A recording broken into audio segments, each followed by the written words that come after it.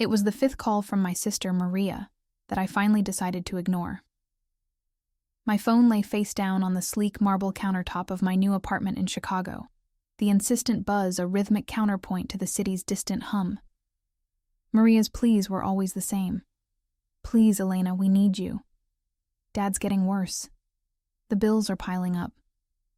But I had my own life now, a life I had worked tirelessly for, a life that didn't involve sacrificing my time and money for the family I had escaped. I looked out my window at the towering skyscrapers, their lights twinkling like 1,000 distant promises. This was the view I'd always dreamed of, a world away from the suffocating, cramped house in suburban Ohio, where every conversation revolved around our father's failing health. Dad's illness had been the black hole that sucked all the joy and resources from our family for years. And I was done being pulled in. I'd done my part, or so I told myself. Now it was Maria and our brother, Lucas's turn. Let them carry the burden. Let them feel the weight I had carried for so long. I remember my last conversation with Lucas. He had a desperate edge to his voice. "We're drowning, Elena. We can't do this alone." I had pretended not to hear him, focusing instead on the pristine condition of my new leather handbag. "I'm sorry, Lucas," I had said, my voice as cold as the Chicago winter. "I have my own responsibilities now. You and Maria can figure it out." I hung up before he could respond, a small pang of guilt quickly overshadowed by a surge of vindication. They had always expected me to be the responsible one, the one to put my life on hold for the sake of the family. Well, not anymore. I was free. The financial strain was their problem now. I didn't want to think about the mounting medical bills or the worried looks on their faces.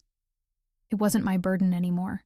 If you enjoyed the beginning of this story, please subscribe to our channel for the next chapter. The winter in Chicago was relentless, mirroring the frost I felt in my own heart. Weeks turned into months, each one marked by an increasing silence from my family. The buzzing phone calls stopped, replaced by a deafening quiet that I initially welcomed as a victory. My life, now free from their drama, was a canvas of my own making. I focused on my career as an architect, pouring my energy into ambitious projects and earning the respect of my colleagues. My new friends were city people, ambitious and driven, with little time for family obligations that didn't serve their own upward mobility. I would go to trendy restaurants, my face lit by the glow of a phone screen showing me updates on social media, but never checking for any news from back home. The truth was, a part of me was scared to look. I didn't want to see the reality of what I had left behind. One evening, while celebrating a promotion with a glass of champagne, my thoughts drifted back to a memory from my childhood. Dad, strong and healthy then, teaching me how to draw blueprints for a treehouse we never built. He had been so patient, his calloused hands guiding mine as I sketched out the lines. I pushed the memory away, taking a long, defiant sip of my drink. That man, that life, was gone. My father was now a dependent, a frail figure whose care was a financial black hole. I had a choice, to be dragged down with him or to build my own life. I chose the latter, and I refused to feel guilty about it. The city lights outside my window seemed to applaud my decision, a glittering testament to the life I had built for myself. A new message popped up on my phone, but it was from a colleague, not my family.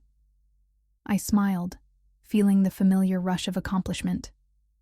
The first crack in my armor appeared subtly, like a hairline fracture in a window pane. It wasn't a call or a message, but a Facebook post. I was scrolling idly through my feed when I saw a picture Maria had posted. It was a selfie of her and Lucas, bundled up in heavy coats, standing outside a hospital. Their smiles were forced and hollow, their eyes shadowed with exhaustion. The caption read, "Another long night, but we're in this together."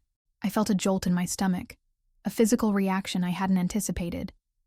The image lingered in my mind, a stark contrast to my own life of fancy dinners and late-night city views. My Chicago friends were talking about ski trips and weekend getaways, while my siblings were spending their nights in sterile hospital waiting rooms. The contrast was a slap in the face. I found myself obsessively checking their social media after that, a morbid curiosity guiding my clicks. The updates were infrequent, but each one was a gut punch. A picture of Dad's frail hand holding Maria's, a post about a missed mortgage payment, a comment from a neighbor offering to bring over a meal. I saw a post from a GoFundMe page Lucas had set up, with only a handful of donations from close friends and family. The amount they needed was staggering, and the reality of their struggle was laid bare for the world to see. It was worse than I had imagined. The reality of their struggle, a struggle I had deliberately chosen to avoid, was now a constant nagging presence in my life. The vindication I had felt was beginning to curdle into something else entirely. A bitter, unpleasant taste of regret. The silence from them was no longer a victory. It was a consequence. The guilt became a living thing, a weight on my chest that made it hard to breathe. It started as a whisper and grew into a roar. One snowy evening, I found myself staring at my reflection in the dark window of my apartment. The woman I saw was successful, well-dressed, and seemingly happy, but her eyes held a hollow emptiness. I was haunted by the image of Maria and Lucas's tired faces, their silent suffering a direct result of my actions. I imagined them in their old house, cold and worried, while I was surrounded by warmth and luxury. The irony was a bitter pill to swallow. I realized that my freedom had come at a price, and my siblings were the ones paying it. They had relied on me, trusted me, and I had abandoned them when they needed me most. The memory of my father's kind, patient eyes when he taught me to draw blueprints now felt like a betrayal. I had betrayed not just him, but the very bond that held us together. The Chicago lights no longer looked like promises. They looked like a cage I had built for myself, a gilded prison of my own making. The walls of my perfect apartment began to feel suffocating. I picked up my phone, my fingers hovering over Maria's contact. I wanted to call, to apologize, to offer help, but a different kind of fear stopped me. The fear of their rejection, the fear of their anger, the fear of having to confront the monster I had become. The silence from them was the loudest sound in my life. If you're finding this story compelling, please subscribe to our channel to see how it continues. I finally broke. The silent treatment from my family was more punishing than any angry phone call could ever be. One rainy Tuesday, I packed a bag, bought a one-way ticket to Ohio, and drove my rental car straight to the old house. The neighborhood was the same, but everything felt different. The familiar oak tree in the front yard was bare and skeletal, and the house itself seemed to have shrunk, its paint peeling, its windows dark and lifeless. I noticed a "for sale" sign tucked into the lawn. A cold dread settled in my stomach. The house wasn't just a building, it was the repository of my childhood, of every memory, good and bad. This was the consequence I had never considered. I knocked on the door, my heart pounding in my ears. Maria answered, her face a mask of shock and exhaustion. She looked older, her once bright eyes now dull and tired. Her hair was pulled back in a messy bun, and she wore a worn-out sweater with a stain on the sleeve. Lucas appeared behind her, his face grim. There was no anger, no shouting, just a profound, bone-deep weariness that cut me to the core. "Elena," Maria said, her voice flat, devoid of the emotion I had expected. "We didn't think you'd ever come back." Her words were a colder reception than any fiery argument. I looked past them into the house, which was quiet and empty. "Where's Dad?" I asked, my voice a small, panicked whisper. "He passed away last month," Lucas said, his eyes meeting mine for the first time in years. "You didn't answer our calls." The news of my father's death hit me with the force of a physical blow. The world seemed to tilt, the ground beneath my feet giving way. I hadn't just abandoned my family. I had abandoned my father in his final moments. The finality of Lucas's words, "You didn't answer our calls," echoed in my mind, a perpetual indictment. Maria and Lucas led me inside the empty house, the air heavy with a shared grief that I was not a part of. The furniture was gone, sold to pay off the mounting debts, and the walls were bare, the ghosts of our family photographs still visible in the faded wallpaper. Maria showed me a framed picture of Dad from his younger days, his face beaming with health and vitality. "He held on for a long time," she said, her voice catching. "He kept asking for you." Those words were a dagger to my heart. He had waited for me, and I had been too selfish to come. The guilt I had felt before was a shadow. This was the full, crushing reality. I saw the empty bottles of Dad's medication on the counter, the hospital bills in a neat pile, and a small, worn-out drawing of a treehouse on the fridge, a drawing I had made as a child. Lucas told me how they had to sell the house to clear the medical debt.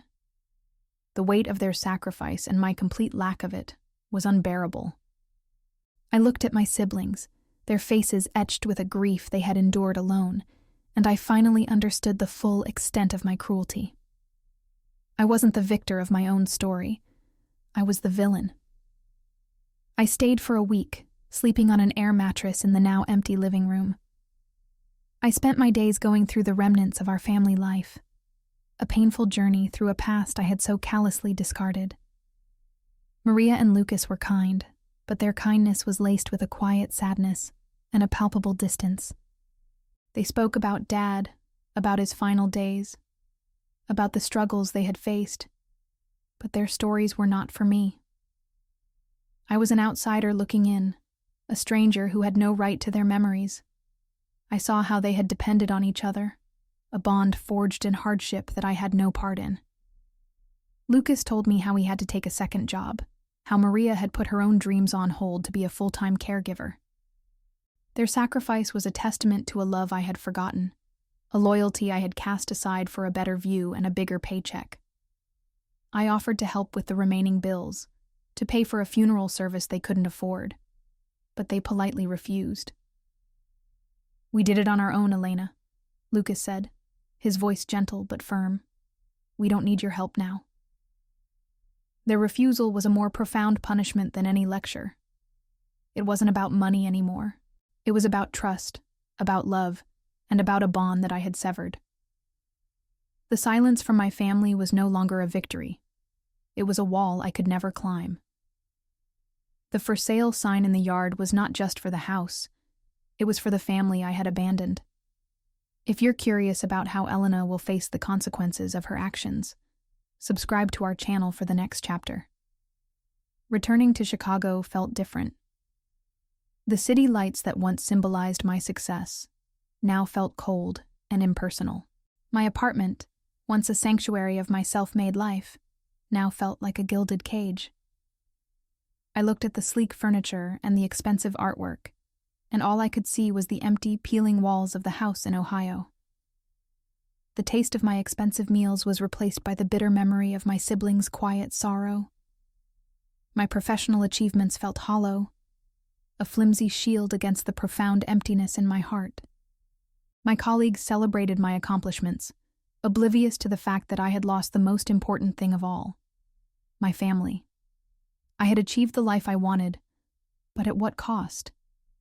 I had traded a life filled with love, albeit a difficult one, for a life of material success and profound loneliness. The vindication I had felt was gone, replaced by a deep and abiding regret. Every moment of joy felt tainted by the knowledge of what I had done. I began to understand that true wealth wasn't measured in money or career advancement, but in the connections you have with the people you love. I had left my family to drown, and now I was drowning in my own emptiness, a prisoner of my own making. The silence from Ohio was a constant reminder of my crime, a haunting echo that followed me everywhere. My life began to unravel. The pressure to maintain my perfect facade was becoming unbearable. I made mistakes at work, my mind preoccupied with the ghost of my father and the pain I had caused my siblings. My colleagues noticed my apathetic attitude, and my once perfect performance began to slip. I received a formal warning from my boss about my recent lack of focus, and the career I had so desperately built began to crumble. The city that once felt like a playground now felt like a battlefield, and I was losing. My carefully constructed life was falling apart, not because of external factors, but because of the internal rot of my own guilt. I was a fraud, a successful woman who had failed at the most basic human level. The guilt was no longer a weight on my chest. It was a wrecking ball, destroying everything in its path. I realized the true meaning of my actions. I had not just hurt my family. I had broken something inside of myself. The cold-hearted woman I had become in Chicago was the one I was now forced to confront. I had thought I was so clever, so strong to escape my family's problems. But the truth was, I had simply traded one set of problems for another, a far more destructive one. The bills had indeed crushed my siblings, but the moral cost had crushed me. One late night, after another solitary dinner in my empty apartment, I sat down and wrote a letter to Maria and Lucas. It wasn't an apology. I knew that words couldn't fix what I had broken. It was a confession. I wrote about my loneliness, about my regret, about the hollow feeling of my success. I wrote about my father, about the memory of him teaching me to draw, and how that memory now haunted me. I didn't ask for their forgiveness. I didn't deserve it. I simply wanted them to know that I had not been untouched by their suffering, that my supposed victory had been a terrible, self-destructive loss. I mailed the letter and waited, not for a response, but for a resolution within myself. A few weeks later, a small package arrived. It wasn't from Maria or Lucas, but from a lawyer. It was my father's will. He had left me his old drawing tools, a box of well-worn pencils, and a small, faded blueprint of the treehouse we never built. A note was attached, written in his shaky handwriting. "I love you, my little architect. I know you're building a beautiful life. Just remember, the strongest foundations are built on love." I broke down, the tears I had held back for so long finally pouring out. The man I had abandoned had, in his final act, offered me a chance at redemption. He had seen the truth in me, even when I had refused to see it in myself. I had to start over, to build a new life, not on success and ambition, but on the foundation of love my father had reminded me of. The real work of my life was just beginning. Thank you for watching. If this story touched you, please subscribe to our channel for more compelling narratives.